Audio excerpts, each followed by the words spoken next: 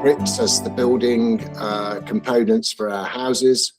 In our body, we have cells that make up the tissues from your big toe to the top of your head, and those constitute the skin, the organs, and all of the rest of the lean tissue, as well as the non-lean tissue.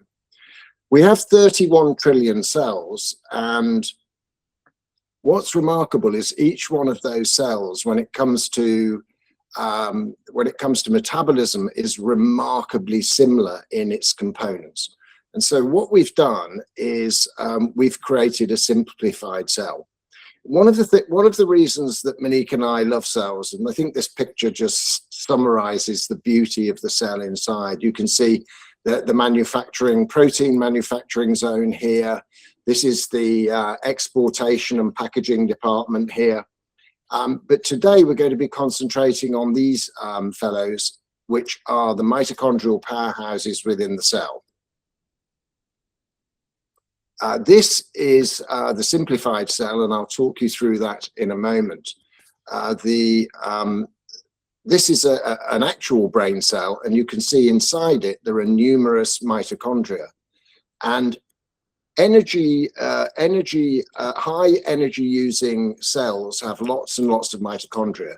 For the purpose of this talk today, we're just talking about one mitochondrial power station, but this is really just to show you that very energy intense cells in energy intense organs have lots. So in the brain, we have 1,000 to 2,000 mitochondrial power stations per cell.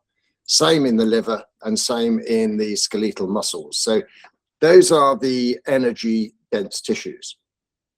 So the mitochondrial power station is there to make the electrical energy for everything that we need so that we can move, talk, think, see. That's why those power stations are there, churning away 24/7, creating electrical energy, and I'll go more into that in a moment. To create that energy, they need substrates, just like our power stations in the UK of old used to use coal. Our power stations in the cells, they use one of two substrates. They use fat or they use carbohydrates. Now, this is an important differentiator. The carbohydrates actually come from, you can think of the carbohydrates, if you think of a potato, it has starch. And the way that those starches contain glucose molecules all in a string, and they are broken down in the gut when you eat your potato, and then they're reassembled in the cell. So this is human starch, which is called glycogen. The fat globule differs in the sense that it has this green area around the outside, and that's something we'll talk about in just a moment because it's actually an important component of the fat storage. Many people think that when they gain weight, that they gain extra fat cells. That is not the case for adults. And the difference is the size of the cells. So this is a cell in someone who is overweight. It's a larger cell. And the reason that the cell is larger is because the size of the fat globule is actually bigger. We see that here. Someone who's got a trim athletic body has similar size carbohydrate and fat storage globule. When the fat storage globule gets bigger, we get the obvious signs of increased adiposity or weight. The mitochondrial power station actually requires oxygen, and the oxygen is required to burn the fats and the carbohydrates, one or the other. And when it's burning those carbohydrates, it's emitting CO2. And that is the reason that we breathe in and out. We breathe in to supply oxygen to our mitochondria, and we breathe out to blow off the CO2 which is emitted. The mitochondria churns away, burning the fat and carbohydrates 24/7. And what actually happens is the adenosine triphosphate, or you can think of them as streams of discharge batteries called ADP, enter the mitochondrion and they come out of the other end fully charged. The amount of fully charged batteries that a 70 kilogram man produces each day is 70 kilograms. We produce our own weight in recharged ATP batteries every day.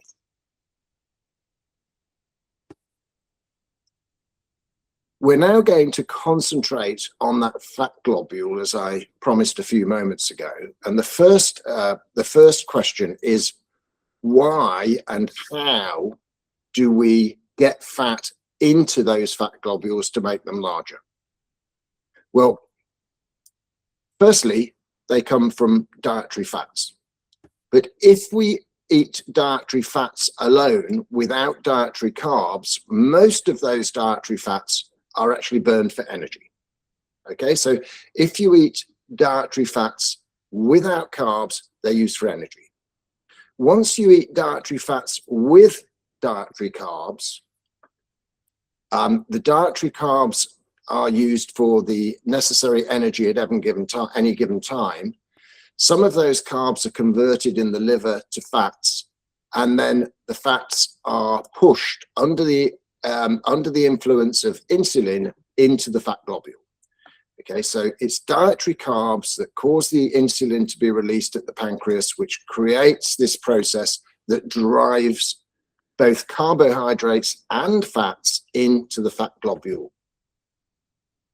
Most importantly, and the thing that most of us are interested in, is how the devil do you get them out? And there are 4 critical steps to getting the fat out of the fat globule. Firstly, here, the large triglyceride globules inside the fat globule, the large triglycerides have to be broken down into smaller fatty acids, so they're small enough to get out of this door. This door, you'll remember from the courses and the books, we call peri. And so peri is short for perilipin. And perilipin is the membrane around the fat globule that can either lock this door or allow the fats out. We'll come to that shortly. So firstly, break down the fats. Secondly, get them out of the door. And then they travel across the cell, across the mitochondrial drawbridges.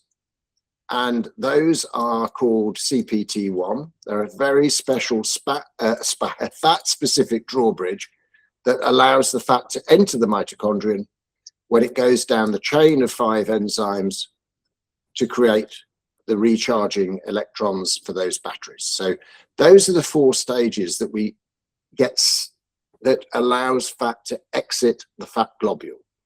And so that's a critical part of weight loss.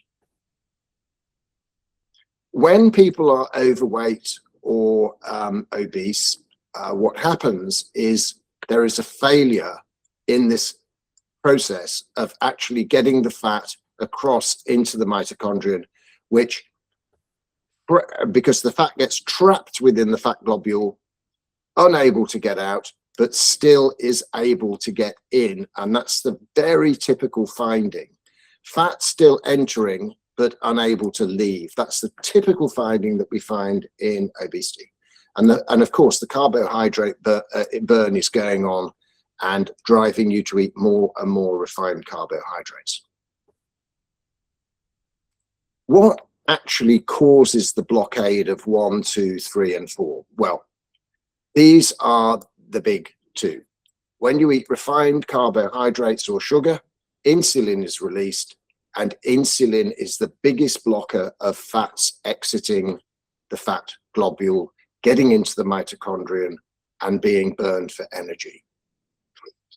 Today, we're not going to talk about snacking, alcohol, or a little bit about snacking, not talk about alcohol, sleep, stress, or energy overload, but those are things that we need to keep in the back of our mind, particularly if we get to a point in our weight loss plateaus.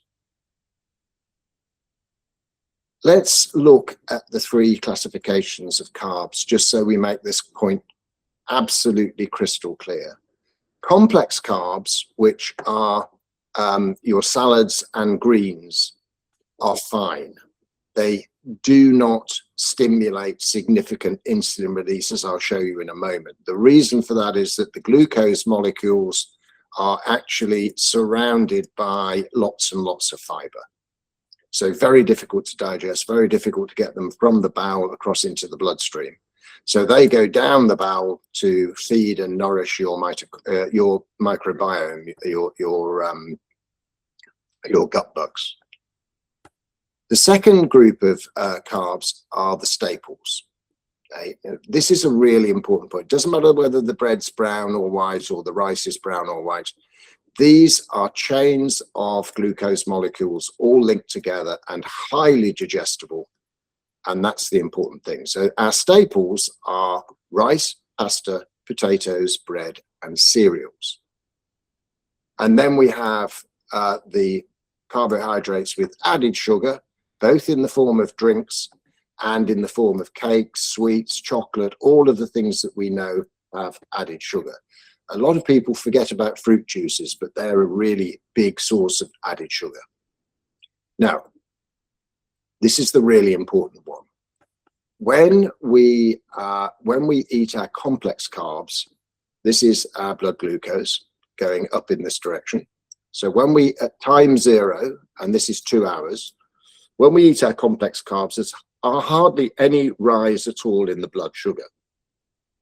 When we eat our added sugar and our staples, there's a very quick rise in the blood sugar that falls slowly over 2 hours. And if you have insulin resistance or diabetes, this can fall back to normal over as long as 6 or 7 hours. And what happens when we eat those staples and when we eat the added sugar? What happens is the blood sugar rises, or the blood glucose, we'll call it the accurate thing, blood glucose, and then blood insulin follows. When the pancreas detects the blood sugar going up, it releases the insulin.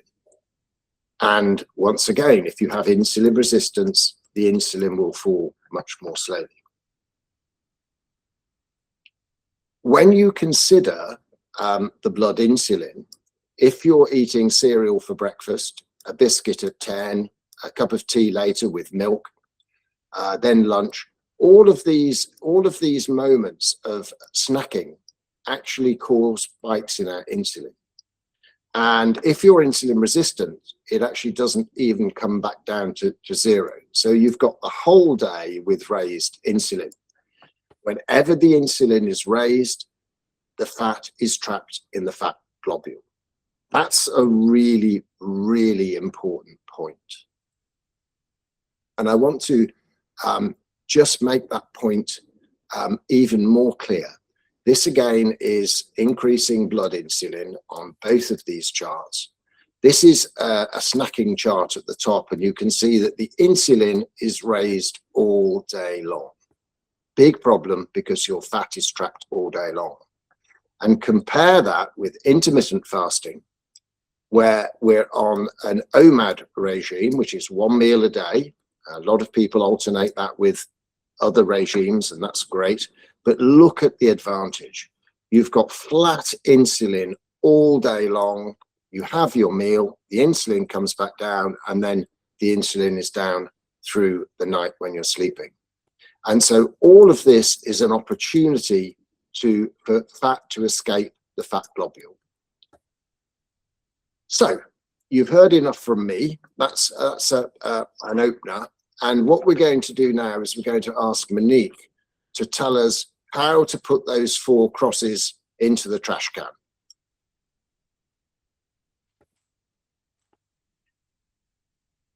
Thanks, Paul. We are indeed going to reverse the fat trapping. And reversing the fat trapping is something known as fat adaptation. And fat adaptation involves, firstly, ensuring that fat is no longer trapped in the globule. And secondly, the fat burning pathways over time become degenerate, and the mitochondrial bridges no longer exist, and the robot line to burn the fats is also degenerate. So that has to be reconstituted. And that whole process, reversing the fat trapping, reconstituting what's necessary to allow the fat to enter the mitochondria and to be burned, is known as fat adaptation. Now, everybody knows that if we go to the gym and we do the right regimen and we eat the right food and we do the right amount of exercise and we have the right amount of rest, we can build muscle. We can't all look like this, obviously, but everybody can build muscle in the gym. And so it is with fat adaptation. Everybody here tonight can become fat adapted if you're not already. I'm sure you are. But fat adaptation can be achieved. And what happens then is the mitochondria become dual fuel. So when there's no fat adaptation and when you're progressively putting on weight, the fat burning pathways are extremely inefficient and hardly any fat is being burned. And it's mostly carbs. But when you're fat adapted, your mitochondria start to hum and can either be fueled, they're dual fuel, they can either be fueled with fats or carbs. And this is a much healthier situation and is a sign of cellular health, whereas the 4 changes that Paul showed you in the cells, there's 6 cells. So what we're doing by fat adaptation is we're healing ourselves and we're allowing the fat pathways to be regenerated. Now, this actually takes quite a lot of effort. You have to switch on genes, which then manufacture the proteins necessary to build the mitochondrial drawbridges and the lines that burn the fat. So it isn't an overnight procedure. It took probably many months or years to lose fat adaptation, and it will take some time to become fat adapted again. But we find after the program in 4 weeks' time that there's 80% return of fat adaptation. So it can be done. So when you are fat adapted, you have something incredible called metabolic flexibility. And this means you can your mitochondria in each of the cells that you have mitochondria can switch from burning fats to burning carbs, depending on the situation. So for example, you're pottering around at home, downstairs in the kitchen, and that's fueled with fats. You run up the stairs, and that's fueled with carbs. Now, this is totally seamless. You don't know it's happening, but this gives you efficiency. And what else it does, this metabolic flexibility, this ability to flip the switch between fats and carbs, it gives you stable energy. So those mid-afternoon crashes, those episodes of brain fog, those times when you haven't eaten and you get a little bit angry, even hangry in extreme cases, they actually just disappear once you're fat adapted, because your energy level stabilizes, because your mitochondria are running as they should, as they're designed to run, as dual fuel, switching whenever the need arises.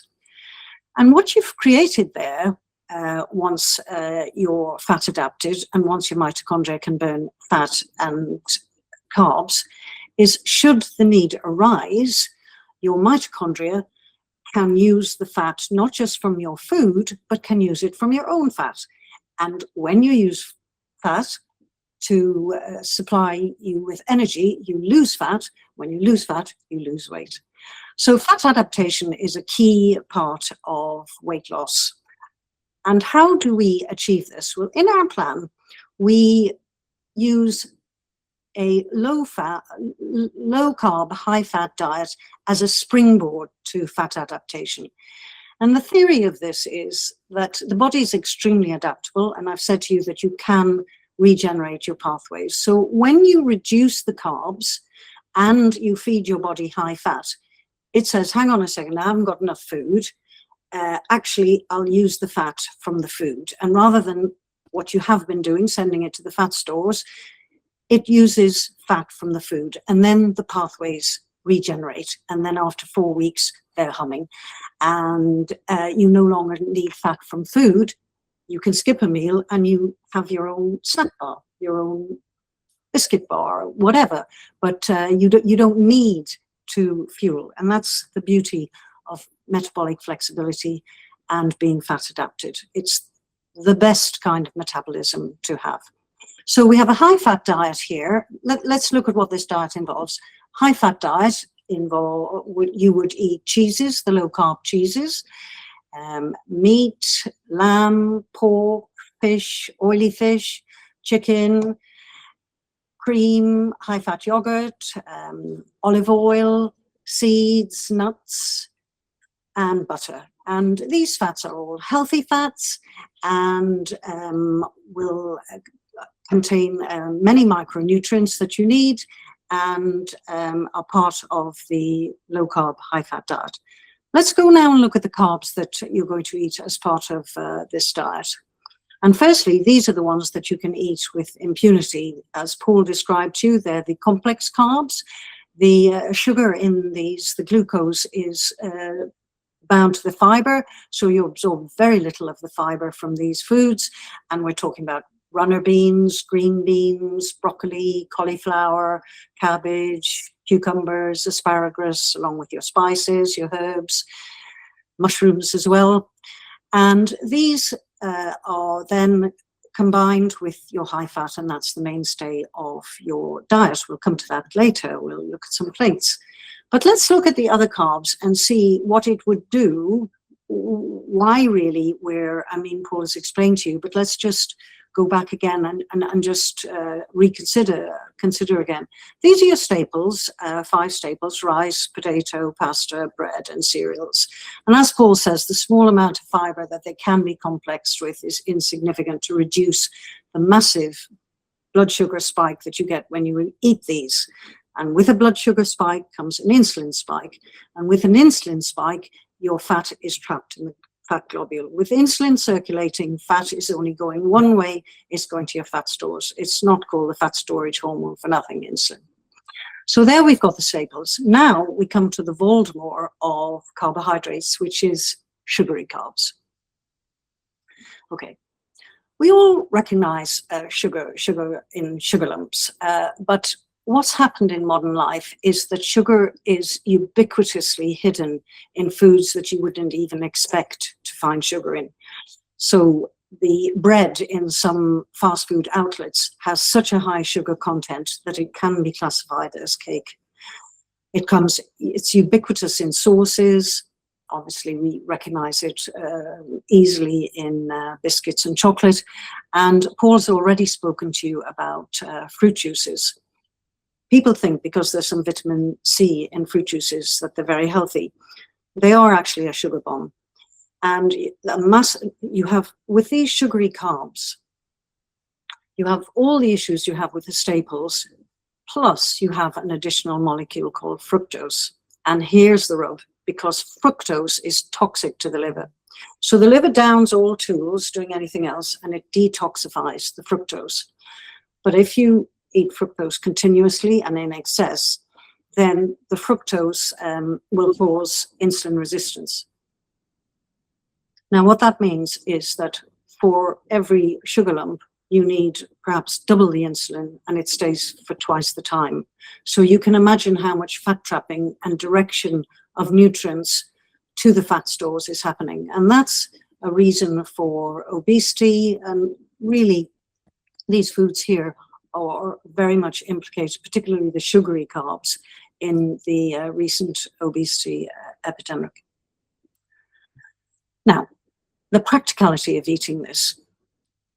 One of the questions was from Dr. Scott, and it was quite salient really, and something we have been thinking about for over 10 years, is how to make the calculations for a low-carb, high-fat diet simple. And we've come up with this concept called the perfect plate. Let me explain it to you. The perfect plate consists on one side of protein on fat, and on the other side, salad and greens. Now, fat doesn't contain any carbs, so you don't have to count carbs in fat. And so meat, fish, eggs, oil, none of those foodstuffs have any carbs. So there'll be 0 carbs on the left side of your plate with the protein and fat. On the right side, you're going to use the complex carbs, the ones that give up very little blood sugar to you, and so your carb count will be very small from that. What we're trying to achieve with low carb is net carbs under 50 grams. And net carbs is the total carbs minus the fiber, because the fiber is not going to affect your sugar, and the net carbs are the ones that do affect your sugar. So if you keep your net carbs under 50 grams a day, you will reverse the fat trapping, because your insulin will be very low. And so it won't block fat coming out of the globule and all the other cellular changes that Paul talked about. Let's look at a breakfast plate and then a dinner plate. So here's your plate: scrambled eggs and smoked salmon. You can replace the smoked salmon with kippers or bacon. There are no carbs on the left side of the plate. The only carbs are on the right side of the plate. Probably the tomatoes are the ones with the highest carbs. And we have a net carbs of 18 grams with this meal. And I think you'd agree it's a fairly satiating meal, lots of micronutrients and some fiber. This is a possible dinner plate. Again, the steak could be replaced with any fat or protein that you wish: chicken, pork, lamb.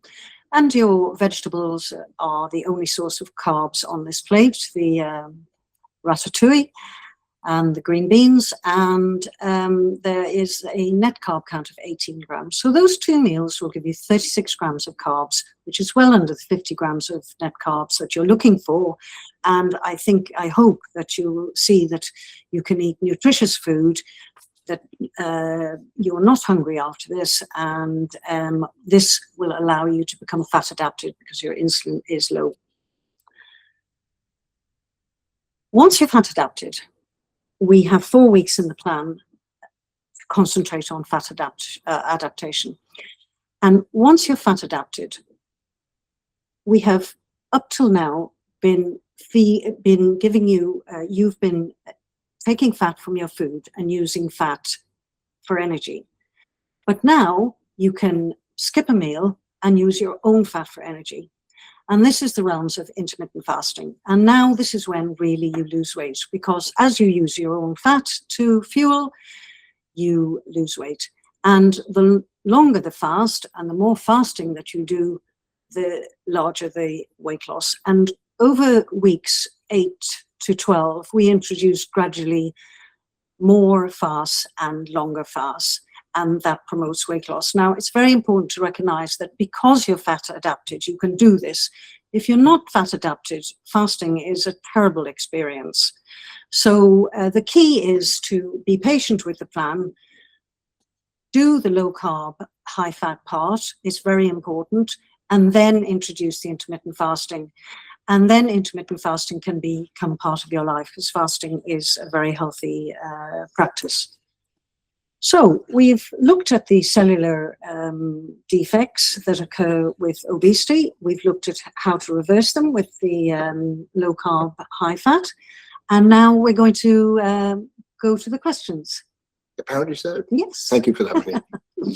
That was very nice indeed. Very, very good summary of how to actually throw those 4 crosses into the trash can.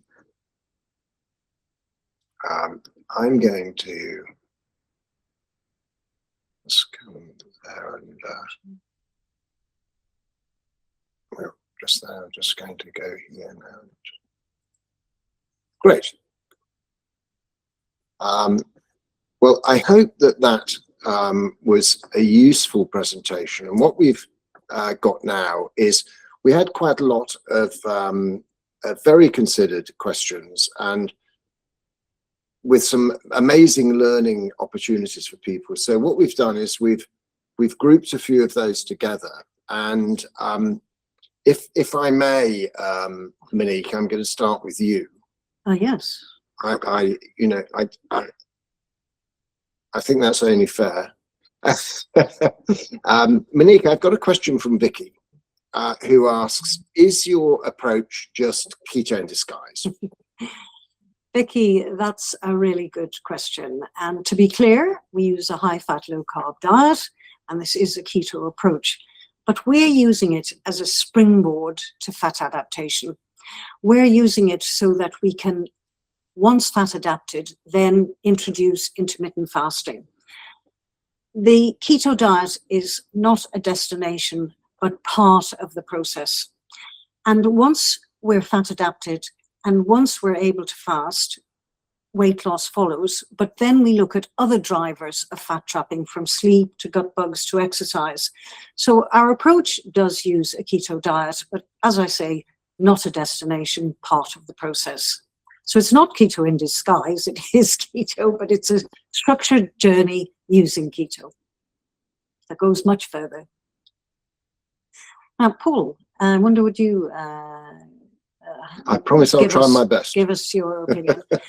Tanya and Asmi asked two very similar questions, which can be summarized as the following. If we eat 1,500 calories in 3 meals, and then only eat 1 meal in that day, we only get 500 calories.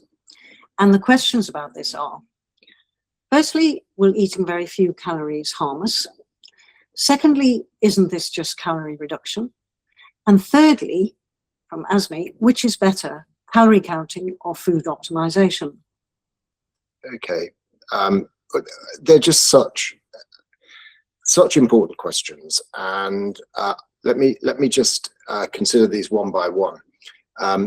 Tanya asks, will 1 meal a day harm my health? Great question.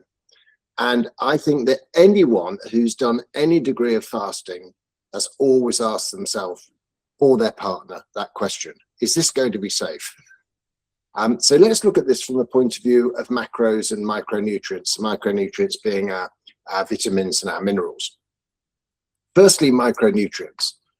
Fasting is just mimicking what our ancestors have done for generations.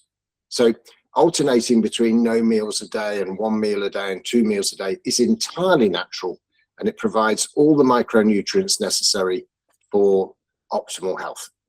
Feast and famine is how we're designed to work. Within your week, low insulin steps up fat burn, whilst overall you create an energy deficit. That's perfect. So those perfect plates that Monique showed you earlier are nutrient-dense foods. Nutrient-dense foods, steak, salmon, sardines, eggs, and organ meats. Probably the 2 most nutrient-dense foods for humans on the planet are sardines and liver, as long as the sardines aren't in a seed oil like sunflower oil. So really, all of those will provide all of the micronutrients you need to thrive. On the flip side of the same coin, we have macronutrients. So macronutrients are obviously our water, fat, protein, and carbs. If you go down, for example, to 1 meal a day, your energy intake will fall short, and that will fall down to 500 to 700 calories, whatever the particular meal is.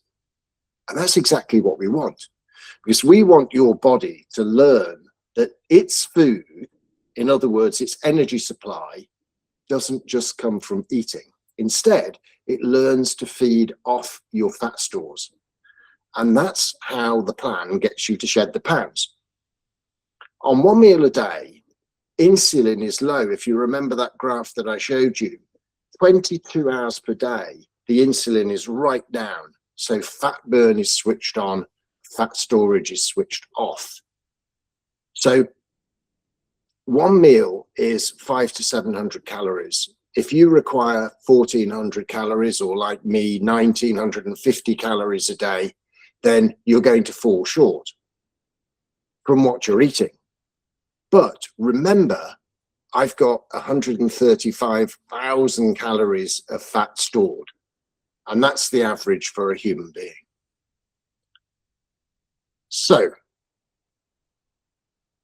is it all about 1 meal a day and reducing the calories? Certainly not. If you eat 1 or 2 meals a day, which is part of your fasting regimen, it does something incredible. It does 3 extra really special things. Firstly, it puts your cells into something called autophagy, which is spring cleaning mode. This is where your cells sweep up any spare debris I think in one of the books we called it like space debris around the Earth, but you get all this debris, and this debris is associated with aging and inflammation. So when you eat one meal a day or no meals a day, when you go through periods where you're not eating, it switches on this process called autophagy, and this dismantles all the old dysfunctional mitochondria called mitophagy, and it makes brand new mitochondria called mitogenesis. And that's exactly what we want, because when we start the program, we want our mitochondria that are old and dysfunctional to be dismantled, and we want new mitochondria to be built. And that takes about 4 to 6 weeks on average. The second thing that fasting or time-restricted eating or missing meals does is it activates 2 very special proteins. One, the names are not important, but it activates AMP kinase and SIRT1, which is a sirtuin protein. These are the 2 proteins that have been studied most universally in all of the universities globally, with researchers looking at longevity. If you want to live a long time, you need to spend time, periods of each day or each week, where you switch on your AMP kinase and your SIRT1 proteins. Really important, both associated with a longer lifespan. Eat less, live longer, if you like. And the third thing is the new mitochondria. I've talked tonight about the mitochondria being all about using fats and carbs to create energy. But one of the things that mitochondria also do, which we found out in the last 20 years or so, is they are like a scanner. They're scanning all day. They're a surveillance apparatus for early cancers in the cells. So it's mitochondria that actually cause programmed cell death, which is they get the cell to kill itself to save the mothership, if you like. So mitochondria are really important, and that's another aspect of lowering your calories from food and allowing it to come from your fat stores. Really important. And Tanya asks, is this not just the same as reducing calories at each meal? That's probably one of the commonest questions that I get asked, frankly. So if we eat 3 meals a day and they're 500 calories each, we eat a total of 1,500 calories in the day, and there's nobody that's going to argue with that mathematics. But we don't look at the differences between 3 meals of 500 and 1 meal of 1,500 calories through the lens of mathematics and calories. We look at it through the eyeglass of hormones. Small meals spike insulin, not what we want. Increases fat deposition, but also locks in the fat, those 4 X's. Insulin resistance remains unhealed. So if you've got insulin resistance, the more meals you eat a day, breaking them down. So instead of 3 meals at 500, you eat 5 meals at 300, which is what us doctors used to advise our type 2 diabetic patients to do. And that's the exact opposite of what you want to do, because it maintains high insulin and insulin resistance. And I'm afraid to say, whenever there's insulin resistance, there's leptin resistance, and leptin is our satiety hormone. So when your leptin is resistant, it means that you don't feel satisfied after a meal. And that's another reason that small regular meals are problematic. And there's something else really interesting, and that is ghrelin, our hunger hormone. If you eat 5 meals a day for a week and then don't eat on the Monday following, you'll get 5 spikes of ghrelin. And 5 spikes of ghrelin will make you feel fiercely hungry 5 times in that day. You eat once a day, by the next Monday, you're not getting any ghrelin at all. So you're not getting the hunger. So it doesn't become a battle of willpower. And human beings and willpower, let me tell you, have been studied for many, many decades, and willpower always wins. Loses. Willpower always wins. The human being loses. Yeah. Willpower always wins. My willpower would lose. Yeah. I see what you mean. But you take my point. So to answer Asmi's question directly, food optimization or calorie restriction. I can't say this clean enough. Always, always, always food optimization. Think of Monique's perfect plate in terms of quality. That's high nutrient dense foods and reduced frequency fasting. Is so hormonally superior to multiple low calorie meals and so-called healthy snacks. And there's no such thing as a healthy snack. No one should ever need to snack once you're metabolically flexible. Once you're fat adapted and metabolically flexible. So the differences are profound, and I hope that very long answer says why. So Monique, Dr. Scott makes an excellent observation that calculating macros, I think you've partly answered this already, but calculating macros for our plan can be overly complicated. Well, you know, I did mention this in my talk, and I don't think I need to revisit it, but I think the perfect plate gets rid of that problem of continually counting. You don't have to count the left side of the plate, that's carb-free, and counting the right side of the plate is not such a huge deal. Keep it under 50 grams for nearly everybody all the time. That will work. And if it doesn't work, reduce the carbs to 25 grams per day, and that will probably work for almost everybody. So yes, Dr. Scott's right, it is very complex. I'm hoping that the perfect plate solves that problem. The perfect plate is perfectly simple. Right. Monique, I've got a question here that I'm looking at from Bernie, who asks, how long should we fast for? And is a full 20-hour fast necessary for sustained weight loss?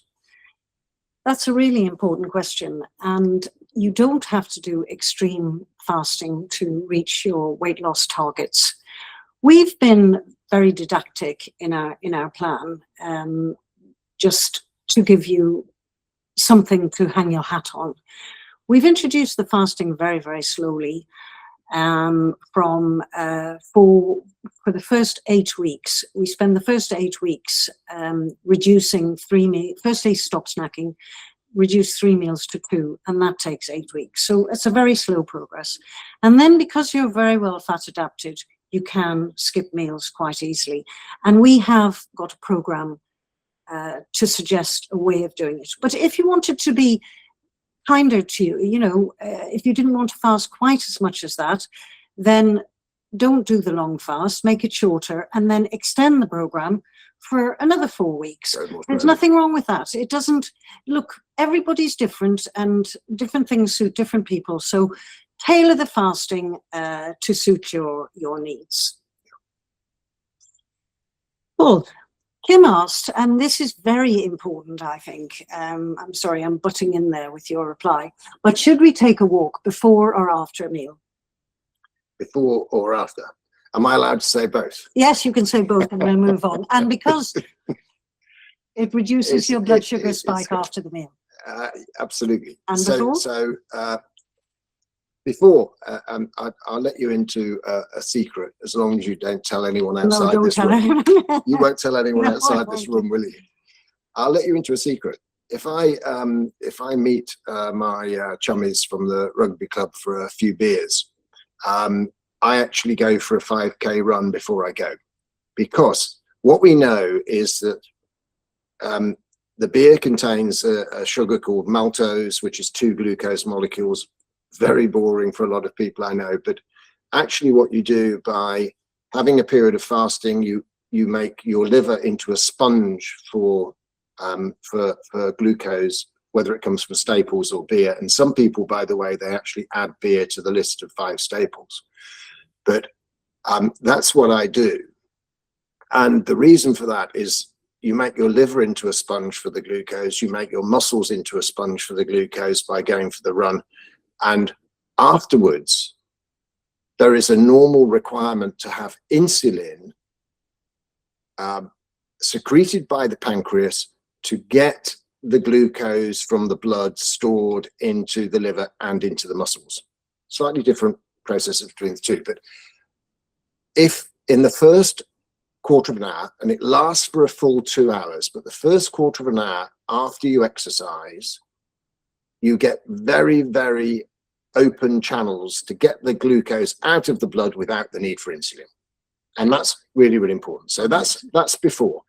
After the meal, it's a great way of lowering your blood glucose and your blood triglycerides.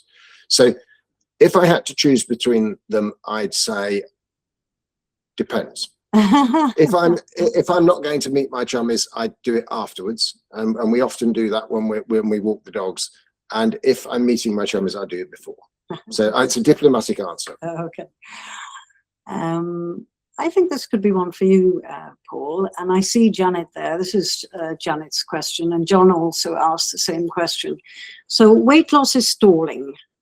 Why is my weight not reducing in spite of doing everything right? Healthy diet and, oh, horrors of horrors, I'm sure Janet didn't say this, 10,000 fewer calories. 1,000 fewer calories. Yeah. Yes, 1,000 fewer calories.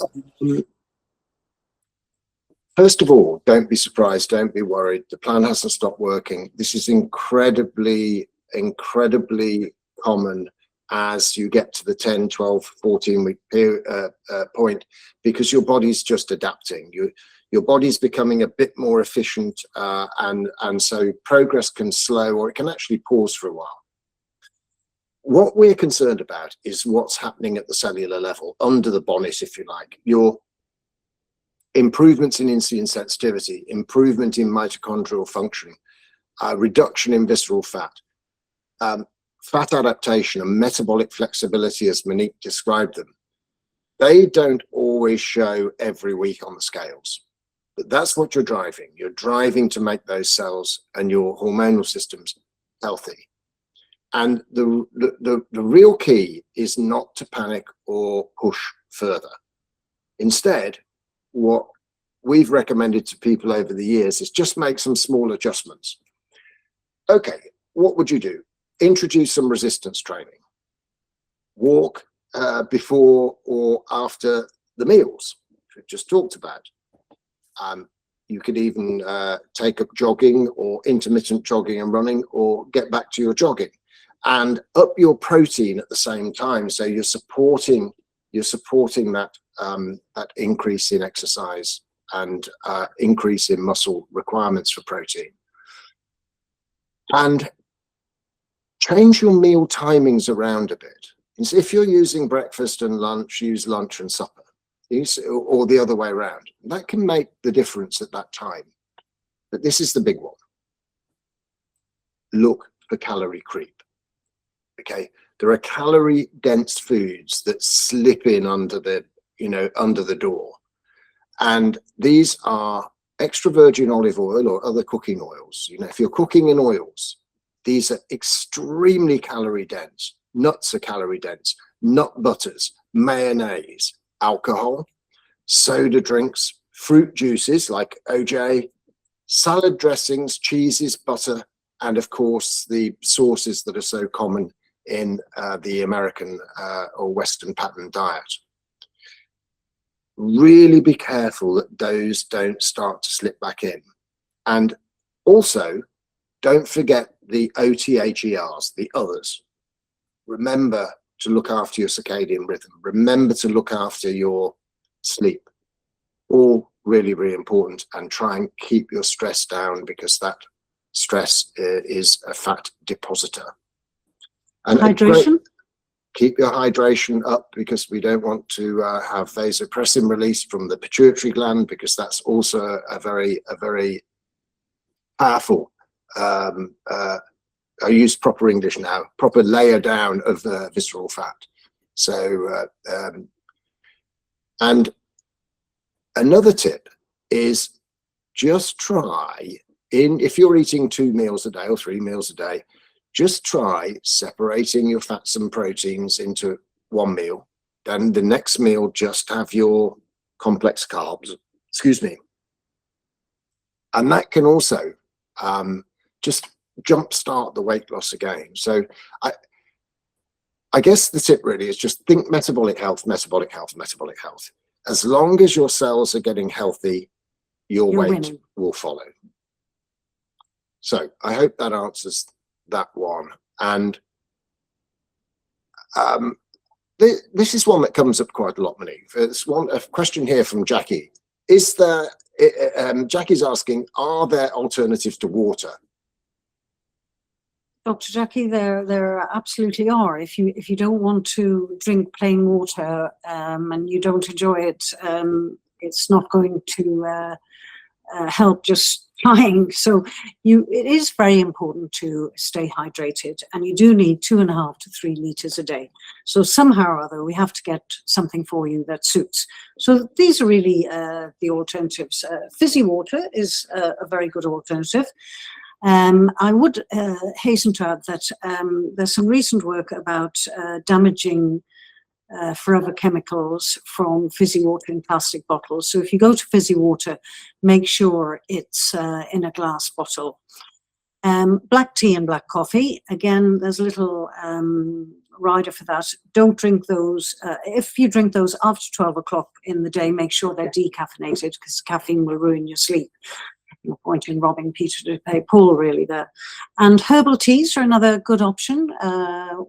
Green tea, peppermint tea, chamomile tea, all count towards your fluid intake. So hopefully those options, Dr. Jackie, will help you, and obviously avoid anything with artificial sweeteners that can really affect your metabolism badly, and sugary drinks not going to help either. So good luck with that. We're into the last 5 minutes now, yes, so can we take the question? Should I? I'm going to. Maybe that's a little bit. I'm going to just the last one is we get lots and lots of questions on cholesterol. Yeah. So I just answer this question. We've actually had so many questions about cholesterol that we thought we'd do a full webinar later in the year, just concentrating on cholesterol, because there are a lot of things that are contemporaneously changing with regard to the way we think about cholesterol. But I just wanted to make a few points. Have a look at the cholesterol tab on the dietwhisperer.com website. It's not fully up to date, but there's some great information on there. And one of the things is you can use a surrogate test to from your own lab results to actually look for the surrogate test for insulin resistance. It's called the triglyceride over HDL ratio, and it's all the information is on there about that. But I just wanted to finish with a few points, really, which was remember your nervous system is mainly cholesterol, as are many of your hormones. So the liver's job is to support those systems by manufacturing cholesterol. Eggs and other cholesterol containing foods do not put up your bad cholesterol. I can't say that more clearly. So what does? What puts up your cholesterol? Many doctors will tell you don't eat cholesterol and fatty foods and cholesterol containing foods like egg yolks. It's not those things that put up the cholesterol. It's ultra processed foods, drinks, snacking, and all those things that I was talking about earlier and Monique was talking about, which actually contain too many staple carbs, too much sugar, and raise the insulin. That's actually what's happening. So we'll take a deep dive into that later in the year. And as we're entering the last 2 minutes, I'd just like to say before finishing, thank you so much to all of you for coming. Sorry if we didn't get to your question, I apologize. And if what you've heard tonight has made sense to you, then I'd really encourage you to help us spread the word. For those of you that came here tonight from healthbuddi.com, please have a look at our book website, dietwhisperer.com. And for those of you that came from our books, have a look at healthbuddi.com, where our online courses live. And Healthbuddi, please remember, if you do look it up, it's Healthbuddi with an I. If you get Healthbuddi with a Y, you'll get you'll have a disappointing surprise. So send it to a friend, send it to a partner, send it to someone you care about, because these are the conversations that genuinely change lives when they're understood properly. And our ambitions are to change the metabolic health of as many people as possible. But we can only do that with your help. We are trying to shift the way people think about weight, health, and their bodies. And that really is just one conversation at a time. So thank you for being part of this conversation this evening with us. And we'll have another webinar in May, and we'll let you know, and we hope to see you again there. And Monique and I would love to see you again. So thank you and good night. Good night.